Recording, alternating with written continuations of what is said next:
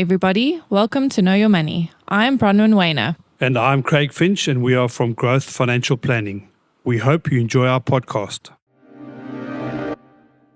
So today we have a guest which has caused a little bit of debate in our rooms, but we thought we could use this as an opportunity to talk through how the financial planning industry is changing and how the financial planner is having to change. Roland, do you want to introduce yourself and you and Craig can have a chat? Sure, thank you. My company is called Aspiral Coaching and Leadership, and I've been working with financial planners for at least 10 to 15 years now.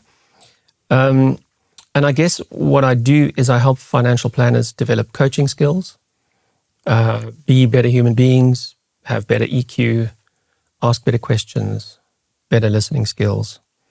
And do you have a website that we can... Yeah, so my website is www.aspiral, that's aspiral.co.za. Thank you. Awesome stuff. So I was lucky enough to be on the program that you and Rob McDonald hosted, where it was about being a behavioral coach, a behavioral financial planner. So learning how to ask coaching questions. And I think the essence of your side of it was working on yourself and trying to be a bit calmer in who you are. And I think maybe, Craig, your question is like, why would a client want to know that a planner's working on themselves? Shouldn't they be working on the client? Or how would you ask the question?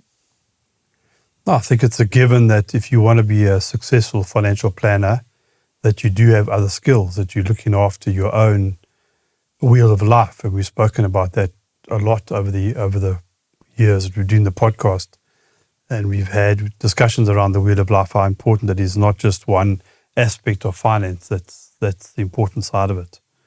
So I do believe that us as financial planners are doing that anyway. Whether the client worries about that, I'm not sure. I'm just thinking the client would probably assume that we are all upskilled enough to know the technical side of things and also the soft skill side of things and have empathy with them. So I think people focus on the planner having the technical skills. I don't think they necessarily think or worry about the emotional side. What do you think, Warren, as the clients? I think you guys are overthinking it a bit, yeah. I think that I at no point worry how your emotional intelligence factors into my future, personally. I went down a rabbit hole recently where I was trying to figure out how much I would need to retire in 30 years and to be able to sustain life for another 30 years after that. Terrified me, the figure. And that's what your end consumer is looking at. They're looking at, okay, are these people going to be able to carry me through retirement if I put my trust into them now? Are they going to help me put the right plans in place in case something happens to me? And do they genuinely care about me? That's probably as far as I would go with it. Now, one could argue that the genuinely care about me, that speaks a lot to their EQ and to who they are rather than their capability at financial planning. I choose you guys not only because we've become friends over time and everything, because I know you genuinely care about what you do. You care about your customers. You care about the people you work with. And that's very important to me. So I think it isn't really a question too much of how much are you working on yourself. It's a question of how much do you care about the people who you're providing for. That's for me, yeah. Yeah, so I would say you're reminding me now of one of the best pieces of feedback we get on the Alan Gray program is patience. People have learned patience, and they would have come in much sooner in an hour conversation. They would have come in within 10 minutes. I think I've got it. Let me tell you what my advice is. And I think if you have the patience to wait, to ask good questions, and that, patience is quite a key mindfulness skill. You get a better understanding of the client's setup, their relationship to their money. So that would be one key skill I think that we as coaches can transfer to financial planners. Also the technical application. I think if you've got good EQ and you've learned some of these skills, no matter how technically strong you are, the timing of that technical skill and the application of that technical skill is improved through these, softer skills, as we call them. Yeah. What do you mean by softer skills? Sorry. So just the emotional skills, I guess, as opposed to the cognitive skills. Okay. So yeah, like timing could be key. Staying grounded, I think, for a financial planner could also be key. Not interrupting, which is a function of patience, or just general self-management skills. I guess they call them in EQ language. Which is very important, I think, for anyone really, and has become increasingly more important as time has gone by. I mean, it wasn't even a term I learned at school, EQ. Yeah. Yeah, I mean, when on one of our first programs, I remember listening to a financial planner in Bloemfontein, and he was quite panicked the morning of a client coming in and needing to get the paper early to find out what was going on at Eskom so that he could answer his client's questions. And in talking to him, we realized that, what's going on at Eskom isn't really going to affect your client's plan. What is probably more important is you redirecting your client's attention from the Eskom issue back to his plan and the longevity of his plan. And that would have taken some, anxiety control from the planner. Otherwise, you get sucked into the client's agenda. Yeah. And it's not always that relevant. So I agree with you, because I think it's important that often there's a lot of noise in the marketplace, like that chap from Eskom, and then you hear all the news, and often it's fake news. And it's for us to make sure that the client, the long picture for the client is still on track. And often all of us get caught up in politics and world politics, and we can talk about what's happened recently in the world, and the markets are affected by what people say, but these are little blimps on the screen in the long picture. So if you are planning to retire in 10, 15, 20 years' time, it doesn't matter really what happens now. It's that you stay on course, and your financial planner holds your hand and just make sure that get through these phases without worrying about things, because you can make some really rash decisions around, even you say Eskom, even now Eskom might be switching power off again, and who knows the future. But if you've got a long-term plan, you sat with your financial planner, you know what the plan is between the two of you, understand it, then the outside noise is irrelevant. But it's very difficult to do that. At what point, though, do you think, maybe not you two personally, but you're both people, so at some point, without a level enough head, you will panic? I think, Warren, and if you've been in the industry a while, like I'm nearly 40 years now, and we were saying earlier off air, I've had 5 major stock market crashes from 1987 all the way through September the 11th, etc. And COVID is another one, and there's 98 was a big crash as well.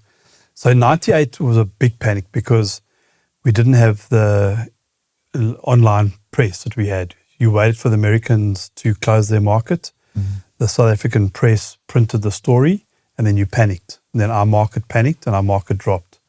So I think in the 2 weeks we dropped 40%. Now that's massive. So you're trying to retire, you got 40% less money to retire on.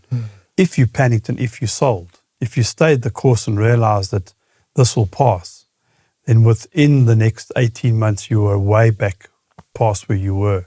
But you had to have a plan in place that you could withstand that kind of dip in the market. So I think the lucky for you, I'm talking about myself now, that I've had experience through these times, and I will not always smile, but I will say it'll pass. I know it's going to pass. Hopefully my clients will realize that with me and not panic. Because if you panic and go to cash, you've lost, you're going to lose money. But that might speak to you and your experience, or you as a person. I think, what you're offering with your coaching is helping those financial planners, let's say, who don't have the same level of experience as Craig. Yeah, I was thinking that. I also think what your idea is that you went down a rabbit hole and planned what you want for retirement, So and much how money. much that should, So much. how much you have to put away now for that. Yeah. But then there's a version of you that could get sick. And then there's a version of you that has to look after your children. And if we as planners go into the meeting and you say, I need to save for retirement, I'm putting this much away, and we don't get curious and ask you more questions about what's going on in you, how have you planned for things in the other way, we are not serving you. And when that storm does come and the markets do tank, you're not going to have emergency fund to fall back on, so you're going to have to do those things. So I think coming from a coaching perspective as a planner is a key skill. But I think maybe the question for you, Roland, is how should a client prepare for that, or what should they be doing or asking? So before I answer the question, I just want to speak to Warren's point, because I think experience does give you that ability to take, to take inaction when you are tending to take action. And I think a lot of financial planners act out, and it doesn't benefit the client. So I guess these skills are really valuable for younger financial planners. And we hope, to answer your question, we hope that over time that these skills will be transferred to the client as well. So if you have two people coming in with an understanding of what it means to be grounded, get your anxiety out the way, really be able to question your constructs, what money means to you, I think it benefits the client quite directly. But it'll be up to the financial planner to pass those skills on. And you also, I imagine, want a financial planner that's relatively well matched to you as a client. I think to Craig's point about, I think a lot of clients, my understanding, I get this sort of anecdotally from financial planners. If your client's, worth 100 million, he's going to put more pressure on you, or you're going to feel more pressure as a financial planner. I guess it shouldn't be that way, but I see financial planners rattled by domineering clients. And I'm hoping that these skills can keep all of that in check, and you can be equally skillful with all your clients. So if a client had to go into a meeting with a planner, what advice would you, or what skill would you say that the client should try just before their meeting? Like, would it be body scan, or would it be writing down the 10 things that are actually making you anxious? What do you think would be a good piece of advice for our clients the next time they go in? Yeah, I think you're on the right track there with mindfulness, because whatever's coming out of your mouth is really an indication of your thinking and your feeling and your constructs. If you can take any space, whether that's a 10-minute break before or writing down the main things you want to say to your financial planner, or doing any of the mindfulness practices. And you mentioned body scan, which I'm a big fan of, because I think it's a very focused form of mindfulness. And it kind of unwinds all the formative stuff that we've been through, from as children all the way up to adults. We go through experiences, we construct them linguistically, and we have a set of constructs, and we believe that describes the way the world works. And often by the time we're in our mid-30s or even later, there are some shadows and some glitches in that construction of reality. So what is a body scan? So the body scan is a form of mindfulness. It's specifically focused on the body.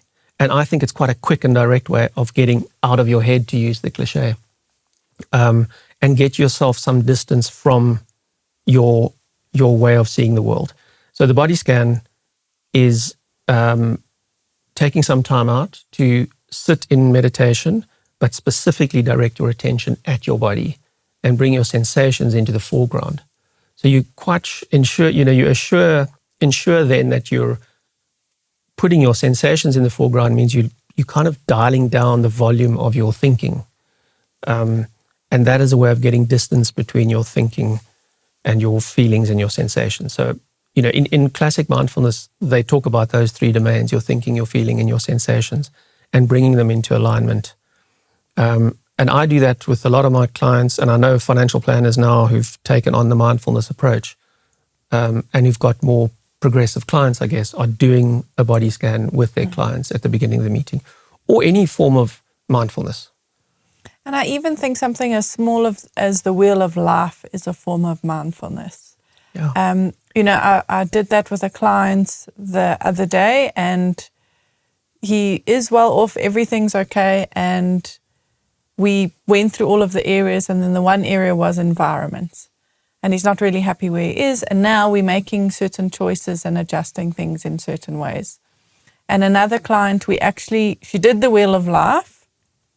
And then what I do further to that is on each of those areas, how do you think you spend your time? So how much of your time do you spend worrying about money? Or are you spending with your family and friends? How much of your money are you spending on each of those areas? And I don't know what the third thing is. But basically, when she first did the Wheel of Life, she placed all these things in a certain place. And when she actually went and said, okay, how much time do I actually spend on it? How much money? Oh, and energy, positive or negative. How much energy is your children giving you or taking? It actually helped her to see the broader picture. And one of the things was that she wants to spend more time on holiday. But then another thing was that she needs to see more of parents. Okay, so how can you incorporate that together? So yes, we were talking about money, but becoming more mindful of who you are as a person helps you be clearer about what to do with your money so you don't have regrets, I think. Exactly. And I think what you're doing there is you're bringing perspective.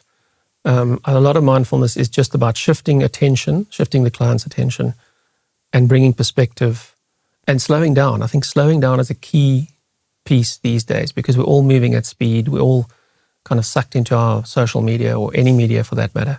And slowing down is incredibly powerful and underrated because it automatically gives you perspective. Even this episode, I think it's just giving clients that perspective of that's what we should be doing in the meeting. We shouldn't necessarily be talking about ESCOM and all of these kind of things. It should be focusing on you and what it is that you want. Yeah, I have this thing I do at nighttime now. So we'll put the boy to bed and then my wife and I will watch a program on the TV. And then we're exhausted because, he's not a great sleeper. So she'll go to bed around 8 o'clock. And she asked me the other night, she goes, why do you come to bed 15 minutes after me every night? She said, it's really weird.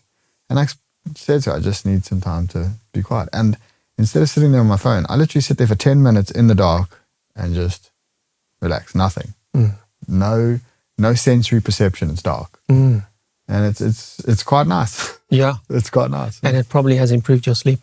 I think it's improved my sleep, but I think it's also allowed me to relax my mind.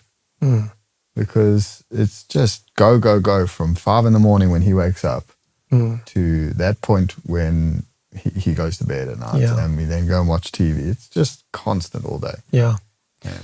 And you reminded me of another point about, how many financial planners have told me, and I've met quite a few clients that have got a lot of money, but just still feel the niggle and the dissatisfaction. And I think a lot of the conversations about money are about meaning making and your feelings. And if you're overthinking it, you're not going to get to understand the meaning making, which is a feelings component. Any meaning is around how I feel about something. So in a conversation with a client, you have to get to the feelings. And often they're moving too fast, or they're too busy. Yeah. Or they've just constructed something that is unrealistic in terms of their financial plan. Do you honestly think that that's achievable with some clients to get to their feelings? Yeah, with every client. Yeah. Yeah, definitely. Yeah. And I guess, the sort of the thumb rule that stress is the silent killer. I think we're all more in our thoughts than we realize. And so it takes a little bit of skill and a little bit of pace to bring the emotive language back into the conversation. And I think that's where mindfulness comes in. And and I just love the body scan because it feels like a kind of a hack for mindfulness. It's quick.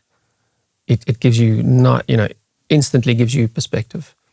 And it's something you can also apply not only when you're with your financial planner, but if you practice it when you're fatigued, when you're physically fatigued, like after a paddle game or after a big run, you can access something very quickly that experientially will be significant for you. And I think that's quite interesting to play with is, do some mindfulness straight after your paddle game and see what a difference it makes to you. because then you're anchoring yourself in something that's probably quite foreign to you by now. Awesome. I think if you're open to it, maybe we can just do a quick body scan episode in our next thing, so it can just be there for all our clients. If ever they want to meet with us, they can go through that on our podcast and just listen. That'll be especially good for the skeptics if there are any in the room. There might be one. There might be one. Awesome. Thank you so much, Thanks, Roland. Roland. Really Thank you, guys. appreciate Nice to it. meet you, Thank you. Roland. Thank you. Likewise. Thanks, Warren. Thanks, Greg. Thanks. Thank you. Thanks, Brian. Thank you for listening. If you have enjoyed this podcast, would like to subscribe, please visit our website, www.growthfp.co.za. The information we have provided in this podcast is our personal opinion. For more detailed information, please discuss your financial situation with a financial planner.